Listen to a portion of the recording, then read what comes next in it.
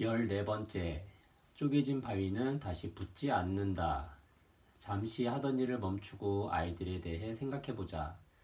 얼마나 많은 시간과 노력과 비용을 자녀에게 투자하고 있는가?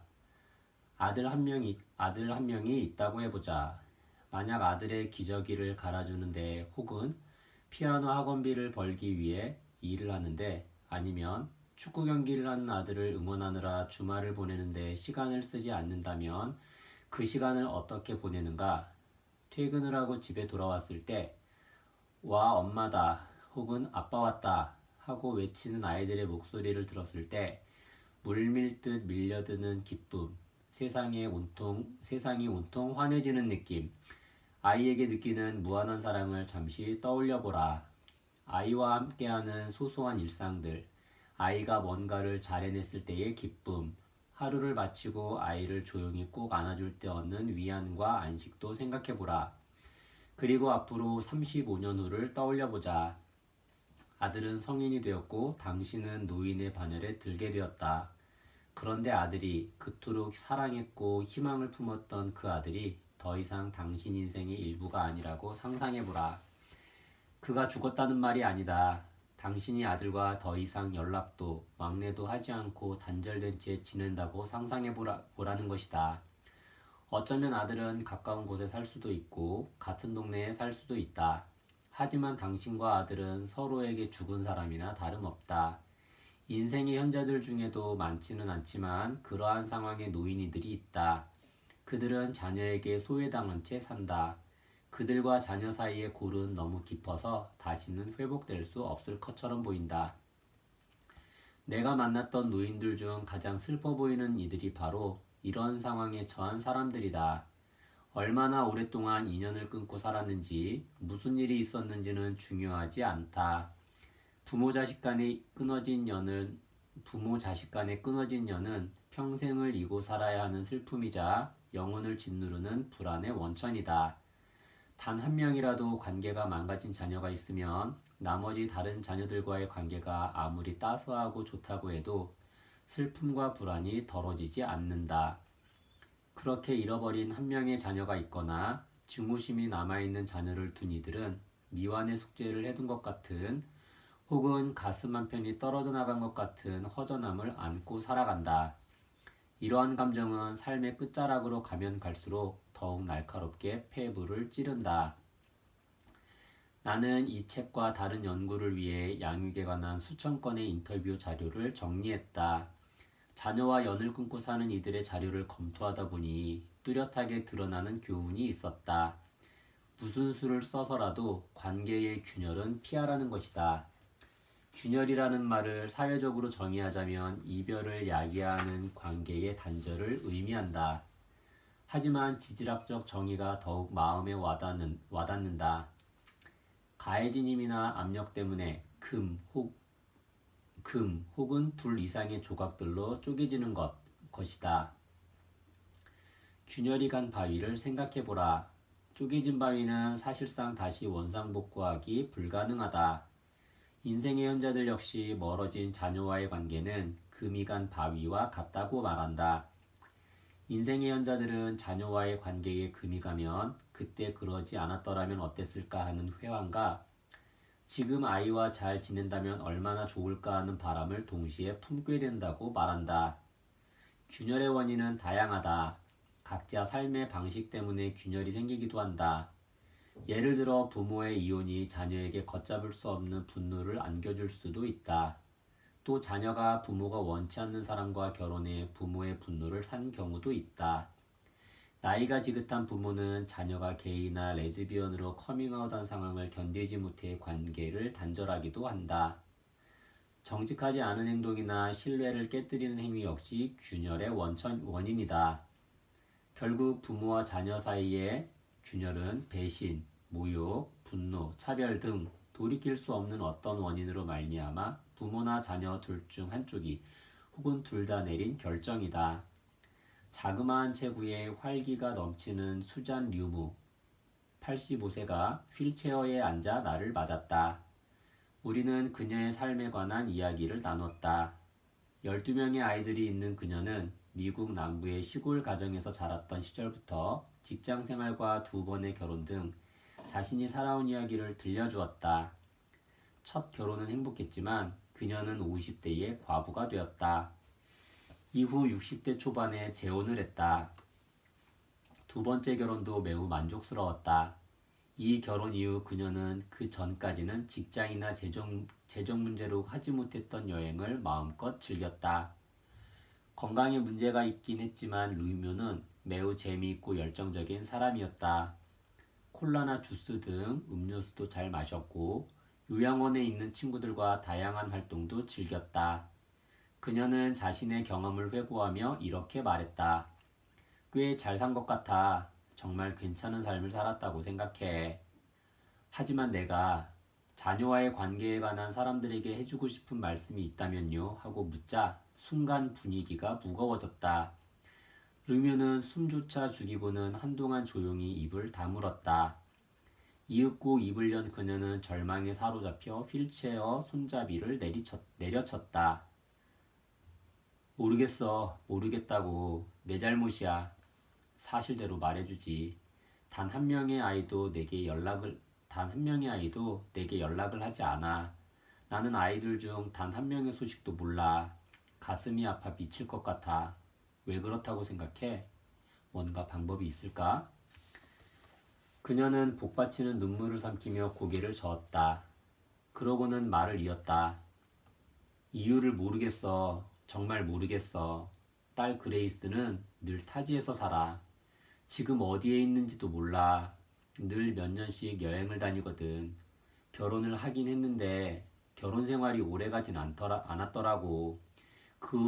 이후로는 20년을 줄곧 혼자 살고 있다더군. 지금 동거하는 남자친구가 있다는 건 아는데 그 사람이 누군지는 전혀 몰라. 르뮤는 자녀들과의 관계가 왜 이렇게 돼버렸는지 정확히는 알 수 없지만 짐작이 가는 일은 있다고 했다. 재혼 후 난 그 전과 아주 다른 삶을 살게 되었어. 몹시 바빴고 모든 일이 늘 정신없이 돌아갔지. 그러다 보니 아이들에게 제대로 신경을 써주지 못했고 예전만큼 가깝게 지내지 못했어. 정확히 그것 때문에 아이들이 불행했다고 말할 수는 없어. 다만 더 이상의 공통의 관심사가 없어진 것 뿐이었으니까. 그런데 그때부터 문제의 씨앗이 싹 튼 것 같아. 첫 남편이 죽은 후 단 한 번도 예전과 같은 시간을 가져본 적이 없었으니까. 애들도 자기 자식들이 고등학교에 다니면서 반항을 하기 시작할 나이가 되니까 나한테 신경을 쓰지 못하고 자기 애들한테 얽매이게 되었겠지.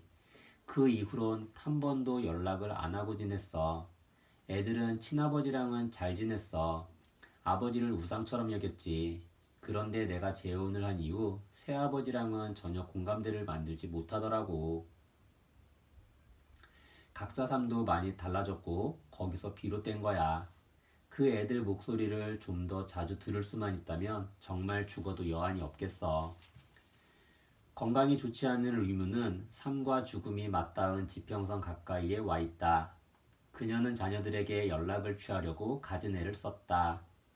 한 달 전쯤이었어. 애들에게 장문의 편지를 썼는데 답장이 없더군. 그레이스에게 몇 번 전화도 했는데 연락이 되질 않았어. 자동응답기로 넘어가더라고. 아들과는 몇 달에 한 번 연락을 해서 몇 분씩 짧은 이야기를 나눴지. 그런데 공통화제가 없다 보니 그냥 손자, 손녀 이야기만 하게 되더라고. 인터뷰를 마칠 무렵 루뮤는 기운을 되찾고는 다채로웠던 자신의 기나긴 인생 이야기를 다시 들려주었다. 하지만 다 내 잘못이야. 애들 생각만 하면 가슴이 미어지는 것 같아. 하며 고통스러워하던 그녀의 목소리가 쉽게 지워지지 않았다. 어떤 가족이든 균열이 일어날 수 있다는 사실을 나는 인생의 현자들을 통해 배웠다. 그리고 그들이 균열의 해결 방법이라고 믿는 것들에 더욱 관심을 두게 되었다. 그래서 나는 관계의 균열 문제로 고통받는 사람들과 관계가 거의 단절될 뻔한 상황까지 갔지만 무사히 회복한 사람들을 더욱 집중적으로 조사했다.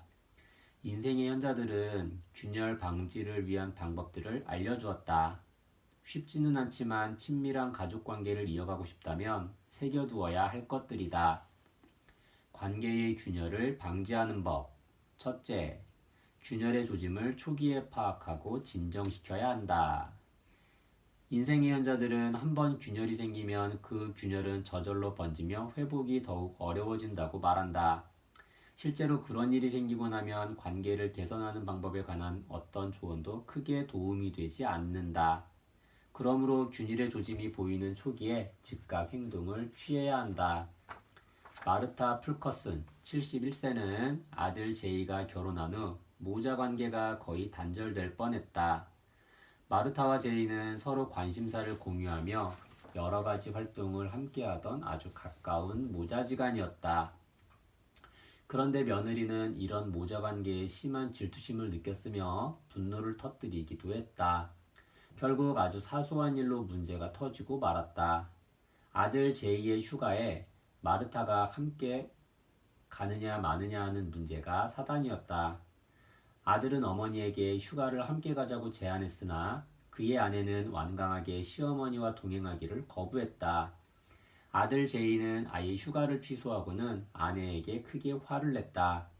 이 사건으로 불화가 점점 커져 아들의 부부관계는 거의 파탄 지경에 이르렀다. 마르타는 이렇게 말했다. 돌이켜보면 일이 그 지경까지 가도록 그냥 두지 말았어야 했어. 서서히 문제가 커지고 있다는 걸 알았거든. 어쩌면 내가 며느리의 질투심을 유발했을지도 모르지. 가끔 아들에게 며느리 흉을 본 적도 있으니까. 지금 와서 보면 그런 것들이 모두 시한폭탄이었던 거야. 그 어떤 것도 관계를 그 지경으로 망가지게 할 만큼 가치 있는 일은 없는데 말이야. 고등학생부터 중년에 이른 자녀를 둔 부모들은 혹시라도 자녀와 갈등이 생길 때는 진지하게 자문해 보아야 한다. 이 싸움이 과연 그럴 만한 가치가 있는가? 인생의 현자들은 대부분의 경우는 그럴 가치가 없다고 잘라 말한다. 둘째, 균열이 발생하면 즉각 조치를 취하라. 인생의 현자들은 양쪽 입장 차이가 있을 경우 아무 노력을 하지 않고 그대로 내버려두면 관계는 급속도로 굳어진다고 말한다. 폭탄이 터지는 것을 미리 막지 못했다면 이후에라도 가능한 빠른 시간 안에 상황을 개선해야 한다. 제니스 카펜터 77세는 장녀 글로리아와는 관계가 편치 않았다. 반면 막내 베스와는 늘 다정하고 좋았다. 어느 날 장녀 글로리아가 동생 베스의 외동딸 결혼식에 참석하지 않고 다른 곳으로 휴가를 가기로 결정하면서 골마온 문제가 터졌다. 제니스는 글로리아가 결혼식을 망쳤으며 결혼식에 쏟은 돈도 모두 낭비하게 만들었다고 생각했다. 글로리아가 휴가에서 돌아왔을 때 제니스는 글로리아와 단 한마디도 하지 않았다. 날이 가면 갈수록 분노는 더욱 깊어졌다. 제니스는 그 결혼식이 글로리아의 본색을 확인하고 마음을 돌리게 된 최후의 결정타였다고 했다. 제니스는 가까운 친구들과 친척들 앞에서 모욕당했다고 느꼈으며 글로리아의 행동은 용서할 수 없는 짓이라고 말하고 다니기 시작했다. 반면 글로리아는 자신의 행동이 아주 정당하며 이 모든 야단법석을 이해할 수 없다고 했다.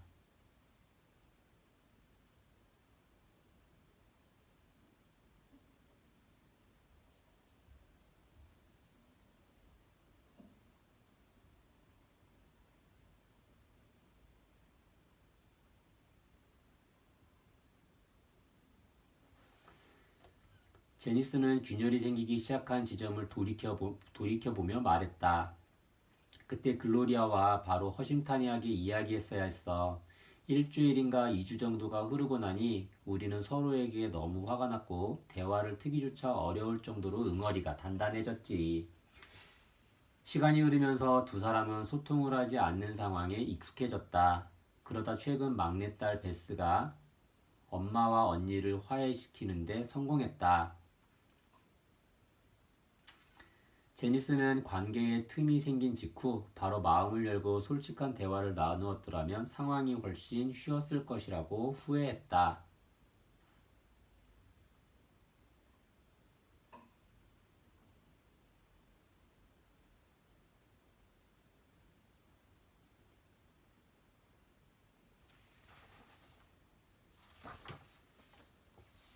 마리아의 이야기도 들어보자.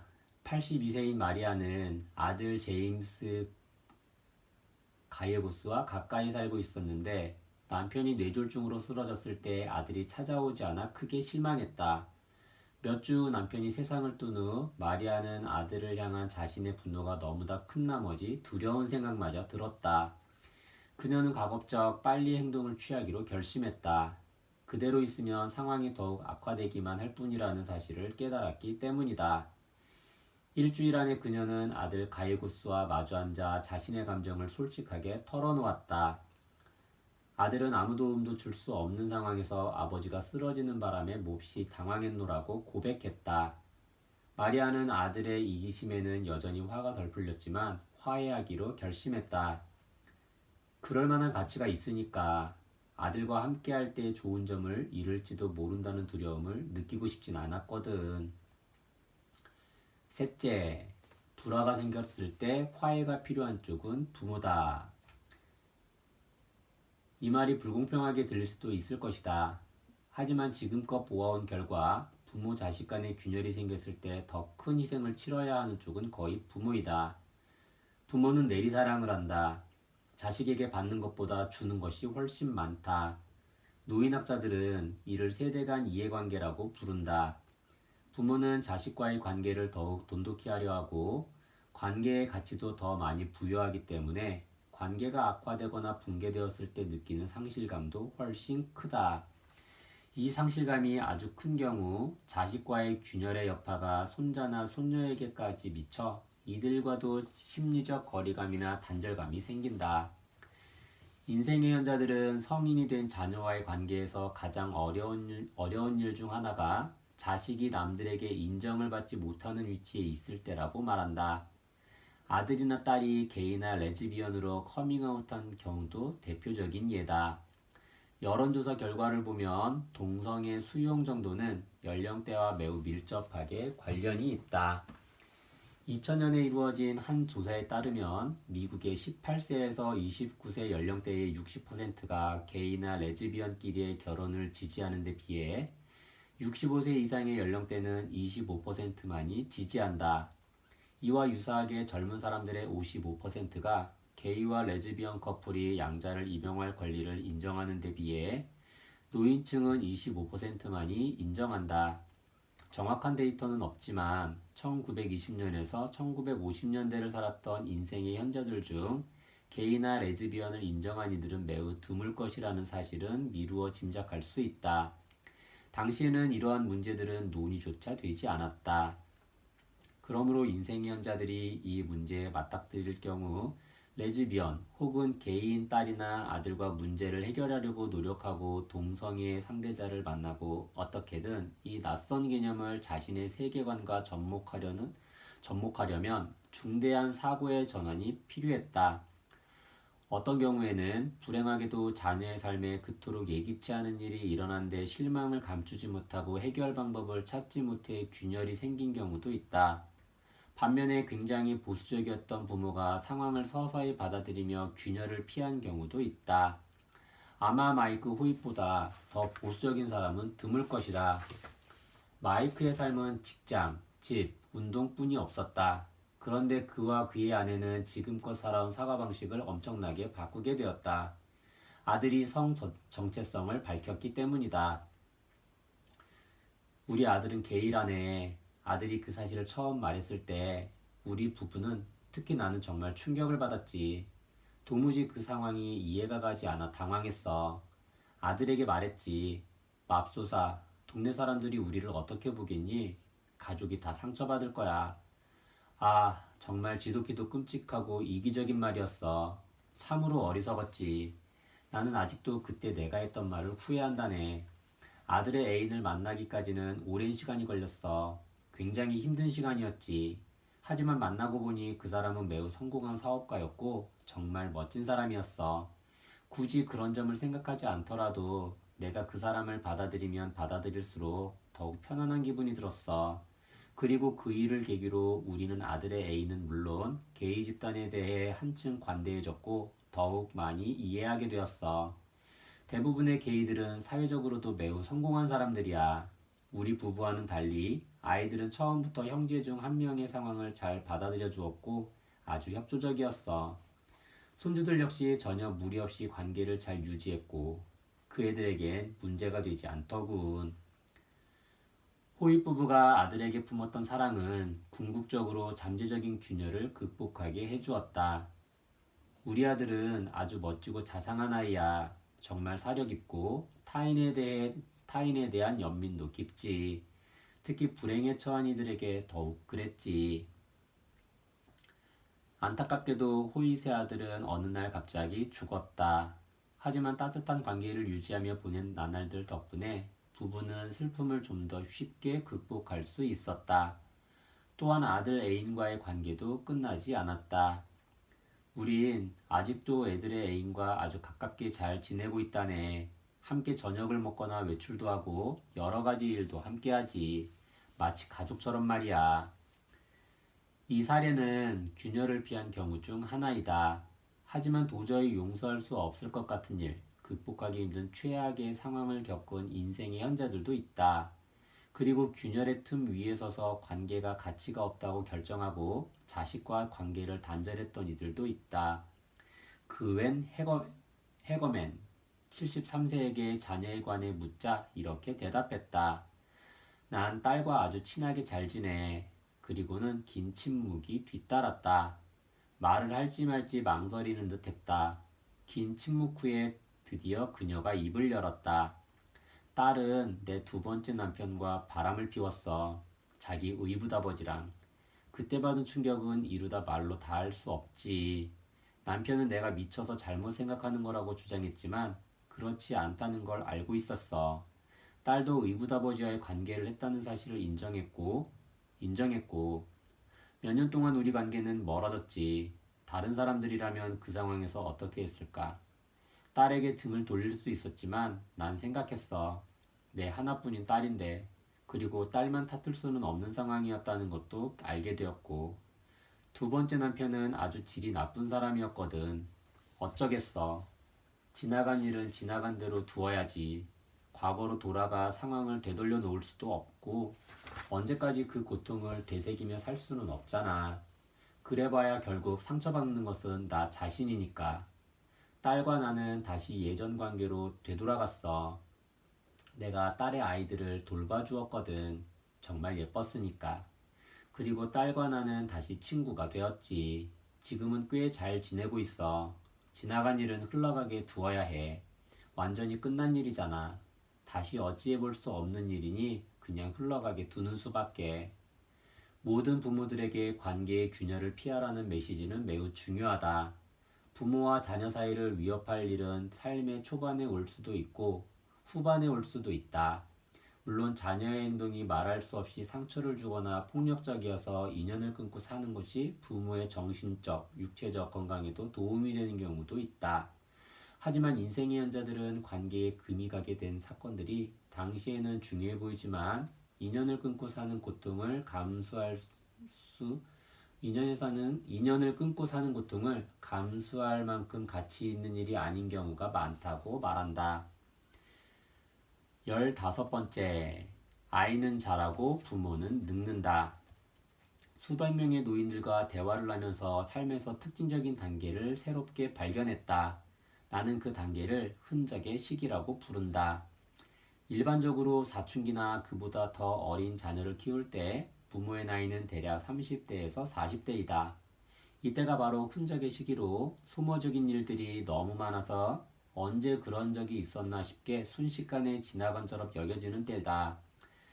첫 아이가 태어나면서부터 가족의 삶에 변화가 생기고 아이가 학교에 들어가면 아이는 아예 시간과 노력과 온 정신을 빨아들이는 블랙홀이 되어버린다. 그 시기에는 너무 정신없이 살다 보니 한 걸음 물러서서 벌어지는 일들을 성찰해 보기조차 버겁다.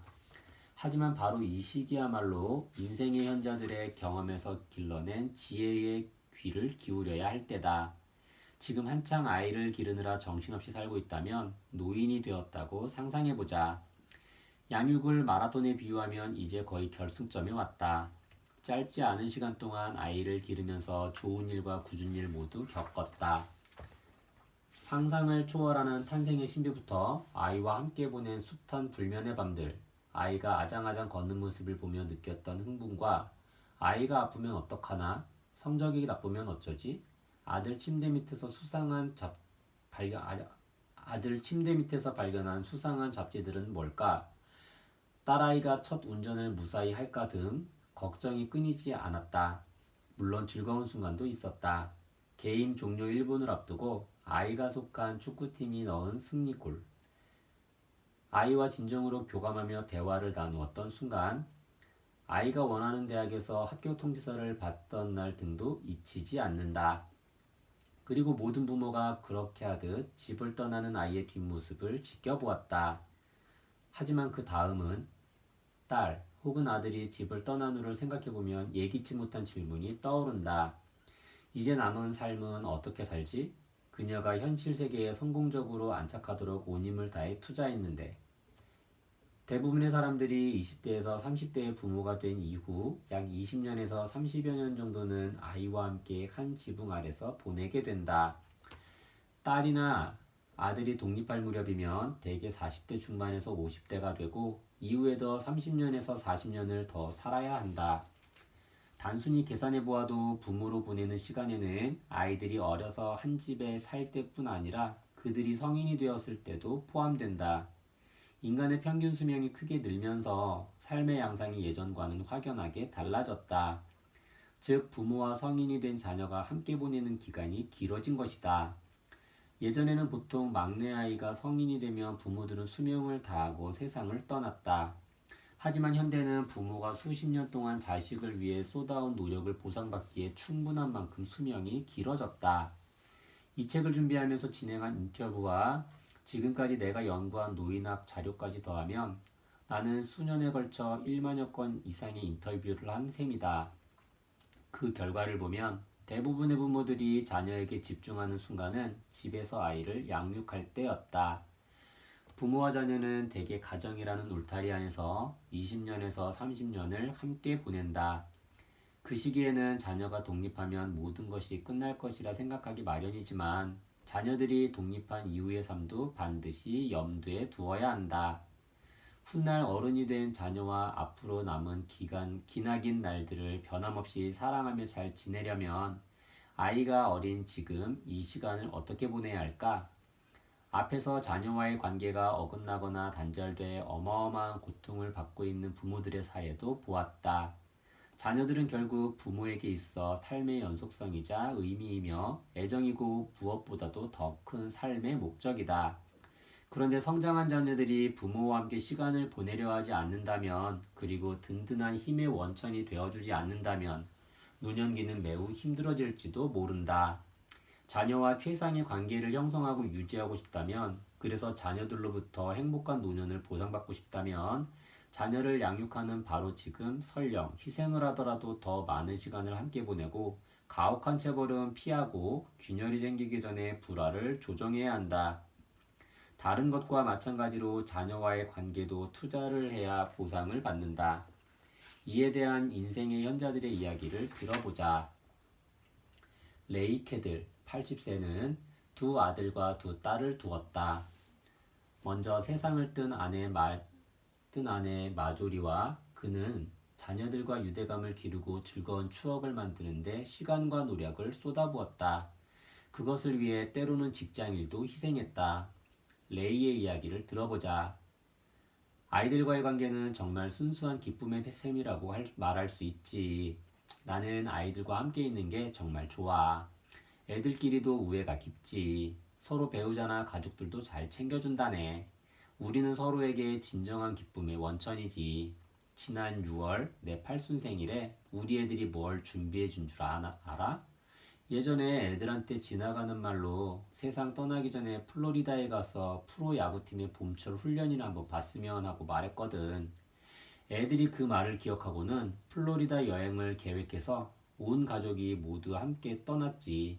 두 딸들은 조금 불만스레 말하더군. 내가 정말 이 정도로 야구를 좋아하긴 할까? 그러더니 결국 함께 갔지.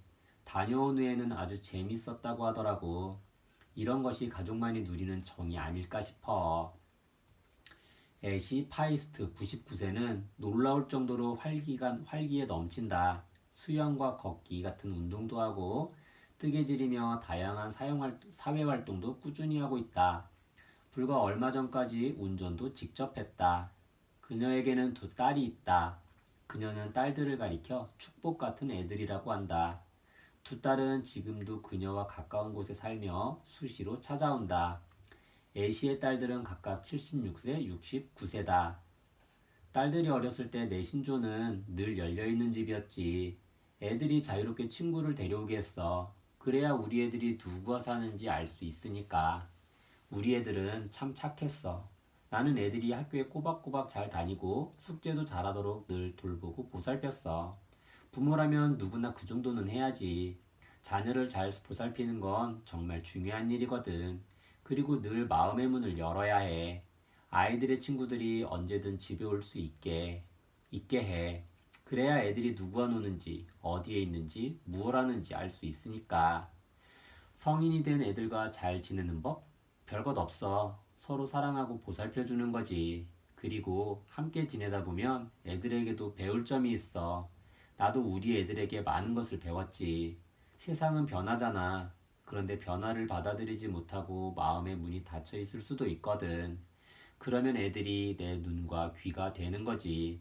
나는 애들이 하는 말에 귀를 기울이고 말이야. 애시의 딸은 이런 말을 했다.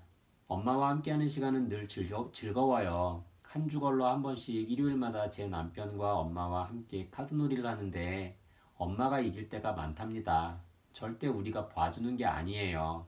저는 자랄 때부터 게임에서는 그래서는 안 된다고 배웠거든요. 엄마가 정정당당하게 이긴 거죠. 엄마는 아주 총명하세요. 절대 속이지 못해요. 엄마는 지금 내가 이 나이가 되었는데도 늘 규칙을 잘 지켜야 한다고 말씀하신답니다. 애시는 두 딸과 70년 이상 좋은 관계를 유지했다. 그것이 그녀가 젊은 시절 내린 결정의 결과이자 보상이다. 양육 문제로 어떤 결정을 내릴 때는 반드시 장기적인 관점에서 어떻게 되돌아올지를 생각해야 한다. 옛말에 미래의 이익을 가져다 줄 일은 반드시 지금 해야 한다는 말이 있다. 인생의 현자들이 들려주는 양육의 조언 역시 이 말과 상통한다. 자녀에게 어떤 행동을 할 때 어린 자녀건 성인이 된 자녀건 장기적인 관점에서 생각해야 한다. 훗날 자녀에게 바라는 것은 아이들이 나를 좋아했으면 나와 가까이 있었으면 하는 아주 소박한 것들이다. 인생의 연자들은 훗날 그런 바람을 이루는데 걸림돌이 될 만한 행동은 반드시 피해야 한다고 말한다. 그리고 꼭 기억해야 할 것. 쉽게 키워라. 대부분의 부모들은 이렇게 말한다.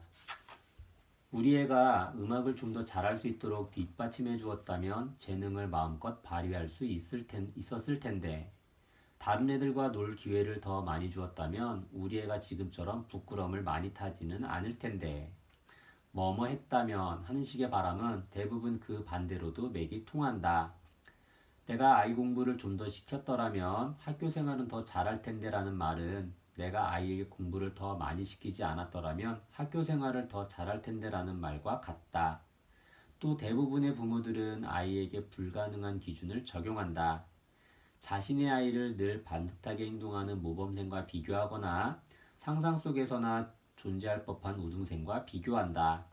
이 비교는 진부한 잔소리가 되고 그 속에서 아이들은 영어학원, 태권도학원, 그리고 자원봉사까지 두루하며 거의 기업 CEO 수준의 빡빡한 일정을 소화한다. 자녀가 다소 공부를 못하면 학습장애 테스트를 해보자고 강요하는 부모들도 덜어 있다. 축구팀에 들지 못한 아이를 위해 비싼 개인 교습을 시키고 여름이면 대학교 기숙사와 금고를 채워줄 값비싼 대학 캠프에 아이를 보내는 부모들도 많다. 인생의 연자들은 오늘날 대부분의 부모들이 아닌 오늘날 대부분의 부모들이 지닌 이 압박에 대해 완벽한 아이를 둔 부모는 없다고 말한다. 그들 역시 자녀 양육을 하며 어려움도 겪었고 시행착오도 있었으며 불행한 시기, 뼈아픈 과오도 있었다는 사실을 인정한다. 하지만 그럼에도 그들의 자녀들은 꽤 잘 자라주었다. 그들이 전하는 메시지는 분명하다. 완벽한 아이로 키우겠다는 생각을 버려라. 완벽한 부모가 되겠다는 생각도 버려라. 가능한 쉽게 키워라. 아동심리학 분야의 선구자인 도널드 위니캇은 모든 부모들에게 이미 충분히 훌륭한 양육을 하고 있다는 점을 늘 상기해야 한다고 조언한다. 우리는 완벽할 수 없다. 하지만 예의 바르고 사랑스러운 아이로 키우기 위해 만족스러운 양육은 할 수 있다. 만족스러운 양육이라는 말은 자녀에게 실패를 허용한다는 뜻이다. 레노어 프락터 78세에게 자녀 양육에 관해 물었을 때 그녀가 내뱉은 첫 마디는 어려워였다. 그렇다고 해서 레노어가 세 자녀 키우는 일을 즐기지 않았다는 말은 아니다. 단지 양육을 하다 보면 넘어야 할 장애물들이 많다는 의미다. 레노어는 양육 문제에 관해 많은 고민과 생각을 했다. 교사였던 그녀는 결국 유명한 육아책의 저자가 되었다. 그녀는 말한다. 완벽한 아이로 키우려는 욕심을 버리라고. 잘못을 통해서 배울 수 있도록 아이를 내버려 두라고. 남편과 나는 양육관이 같아. 아이들이 직접 결정을 하도록 내버려 두지. 물론 아이들 결정이 늘 옳지는 않아. 하지만 실수해서 뭔가를 배울 수 있는 게 중요하지. 실수를 전혀 하지 않는다면 어떤 것이 옳은 방법인지, 어떤 것이 그른 방법인지 알 수 있는 길이 없잖아. 아이에게 결정권을 주는 것이 늘 최상의 결과를 가져오는 것은 아니지만 아이들은 어려움에 대처하는 방법을 배우게 되지. 한 번은 아들에게 이런 말을 한 적이 있어. 다른 부모들처럼 너희를 더 좋은 대학에 가도록 잔소리도 하고 너희 삶에 더 개입했으면 지금 너희가 어떤 삶을 살까 궁금할 때도 있단다. 그러자 아들이 펄쩍 뛰며 말하더군. 어머니, 우리 모두 대학에 갔잖아요. 모두 좋은 직장에 다니고 있고 누구에게도 해를 끼치지 않고 살아요. 마약에 손댄 적 없고 감옥에 가지도 않았고요. 이만하면 괜찮지 않아요? 그래서 내가 말했지. 네 말이 맞구나. 괜찮고 말고 훌륭하지. 결국 완벽함을 추구하는 건 별 의미가 없더라고. 인생의 연자들은 자녀들에게 거는 기대를 낮추고 불가피한 실패도 늘 염두에 두라고 말한다. 문제가 생겼을 때 중요한 것은 대처하는 방법이지 완벽한지 아닌지가 아니다. 인생의 연자들은 완벽함을 포기하고 만족스러운 정도로 대체하라고 조언한다. 양육에 관한 조언을 말하면서 완벽함을 요구한 인생의 연자는 한 명도 없었다. 그들이 강조한 부모의 덕목은 오직 열린 마음과 아이의 말을 들어주는 자세 그리고 선이다.